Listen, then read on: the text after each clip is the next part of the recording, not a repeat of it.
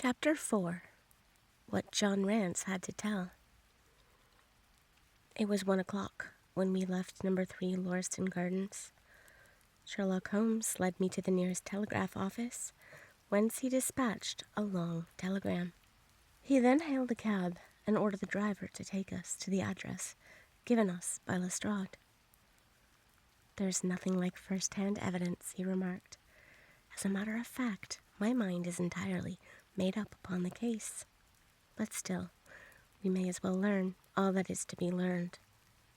"You amaze me, Holmes," said I. "Surely you are not as sure as you pretend to be of all those particulars which you gave." "There's no room for a mistake," he answered.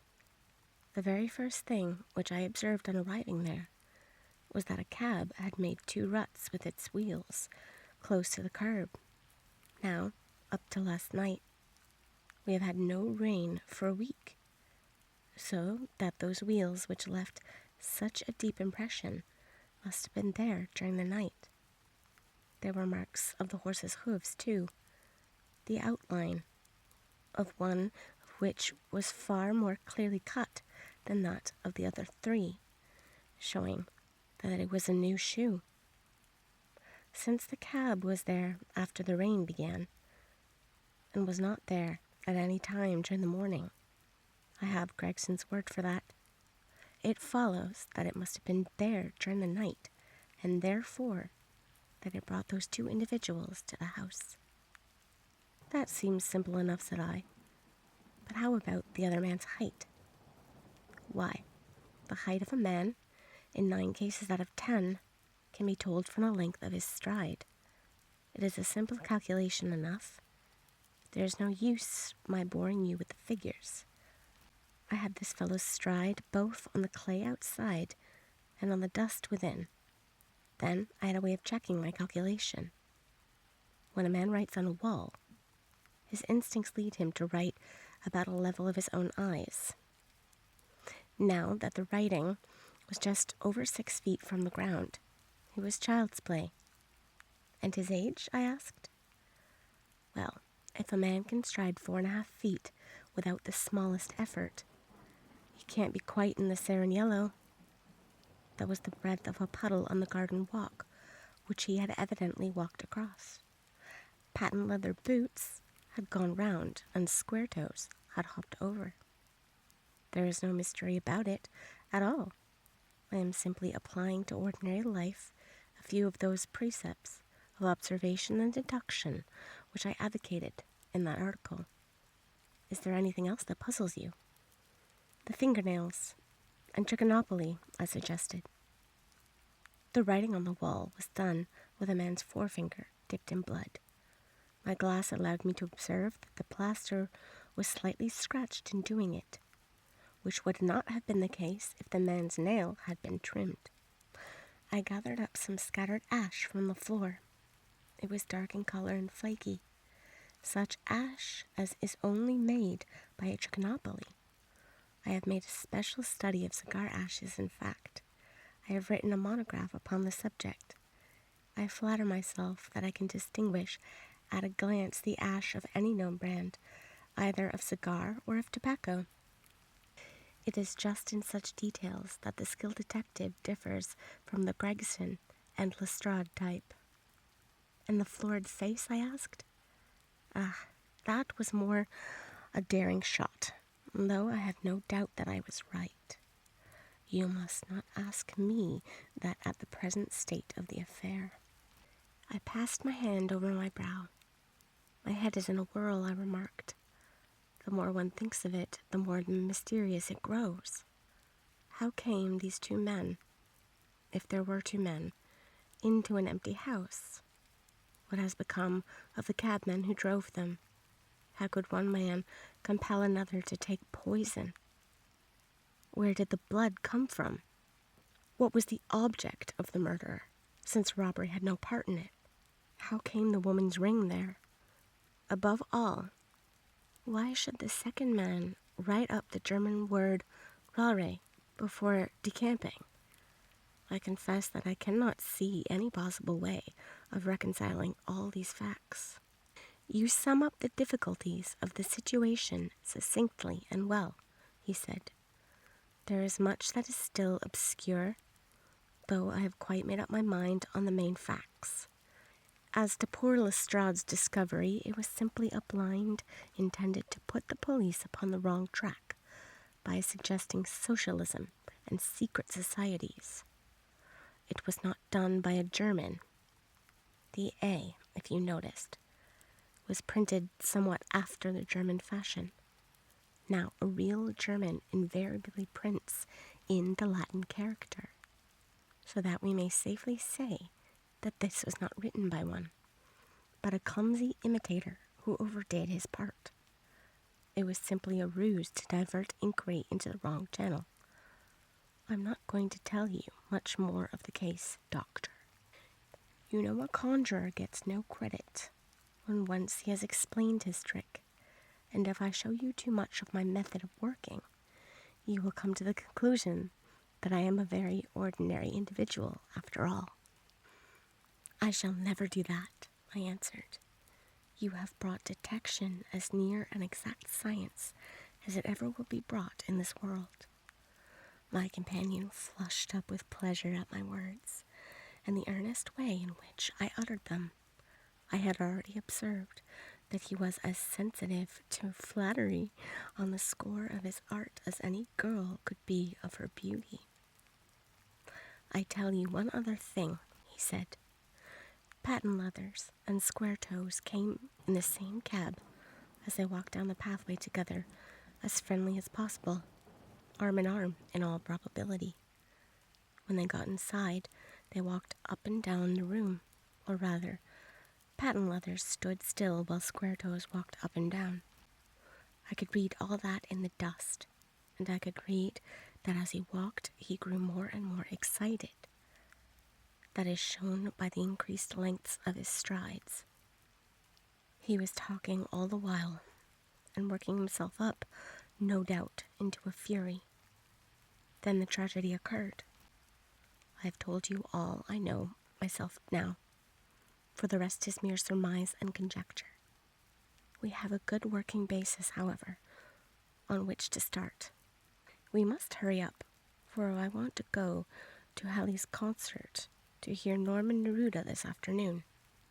This conversation had occurred while our cab had been threading its way through a long succession of dingy streets and dreary byways. In the dingiest and dreariest of them, our driver suddenly came to a stand. "That's oddly courtin' there," he said, pointing to a narrow slit in the line of dead-colored brick. "You'll find me here when you get back." Audley Court was not an attractive locality. The narrow passage led us into a quadrangle, paved with flags and lined with sordid dwellings. We picked our way among groups of dirty children and through lines of discolored linen until we came to number 46, the door of which was decorated with a small slip of brass, on which the name Rance was engraved. On inquiry, we found that the constable was in bed, and we were shown into a little front parlor to await his coming. He appeared presently, looking a little irritable at being disturbed in his slumbers. "I made my report at the office," he said.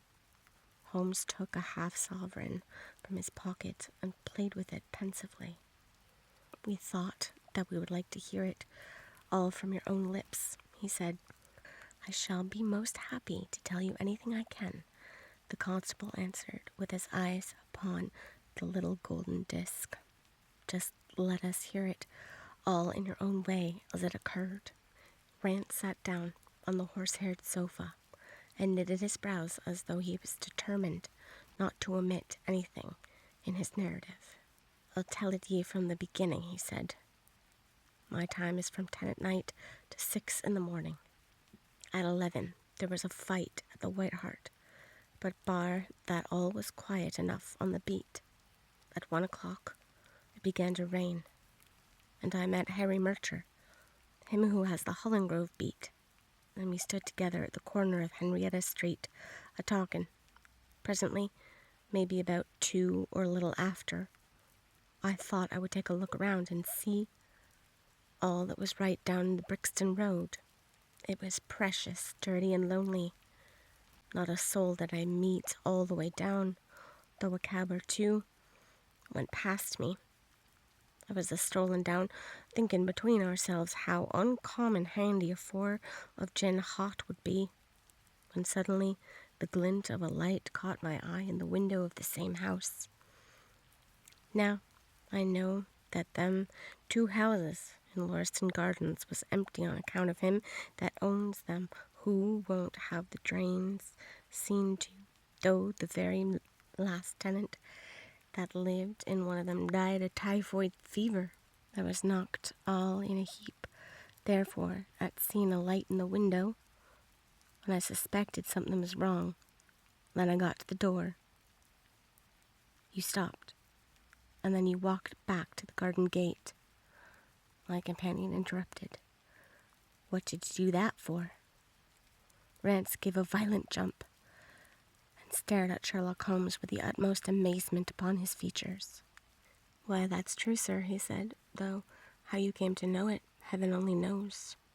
You see, when I got up to the door, it was so still and so lonesome that I thought I'd be none the worse for someone with me. I ain't afeard of anything on this side of the grave, but I thought that maybe it was him that died of typhoid. Inspecting the drains would kill them. The thought gave me a kind of turn, and I walked back to the gate to see if I could see Murcher's lantern. And there was no sign of him, nor of anyone else. There was no one in the street. Not a living soul, nor as much as a dog. Then I put myself together and went back and pushed the door open. All was quiet inside, so I went into the room where the light was a-burning. There was a candle flickering on the mantelpiece, a red wax one, and by its light I saw. Yes, I know all that you saw. You walked around the room several times and knelt down by the body, and then you walked through and tried the kitchen door, and then... John Rance sprang to his feet with a frightened face and suspicion in his eyes. Where was you hid to see all that? He cried. It seems to me that you know a deal more than you should. Holmes laughed and threw his card across the table to the constable. Don't get arresting me for the murder, he said. I am one of the hounds, and not the wolf. Mr. Gregson and Mr. Lestrade will answer for that. Go on, though. What did you do next? Rance resumed his seat, without, however, losing his mystified expression. I went back to the gate and sounded my whistle. That brought Murcher and 2 more to the spot. Was the street empty, then? Well, it was, as far as anybody that could be of any good goes. What do you mean? The constable's features broadened into a grin. I've seen many a drunk chap in my time, he said, but never anyone so crying drunk as that cove. He was at the gate when I came out, a-leaning against the railings and singing at the pitch of his lungs about Columbine's newfangled banner, or some such stuff. He couldn't stand, far less help. What sort of man was he? John Rance appeared to be somewhat irritated by this digression.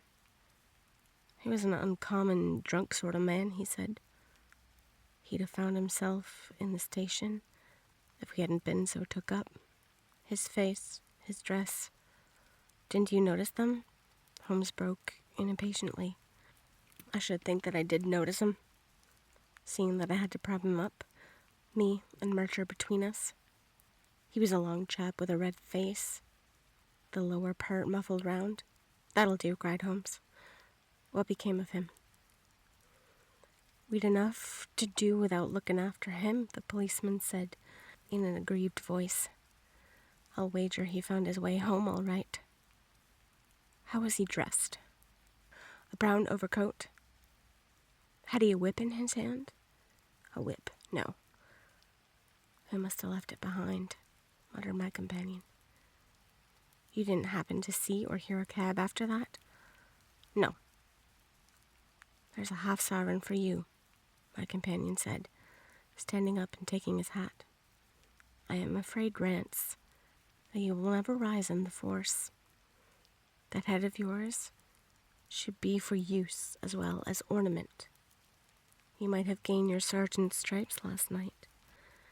The man whom you held in your hands is the man who holds the clue of this mystery and whom we are seeking. There is no use arguing about it now. I tell you that it is so. Come along, Doctor. We started off for the cab together, leaving our informant incredulous, but obviously uncomfortable.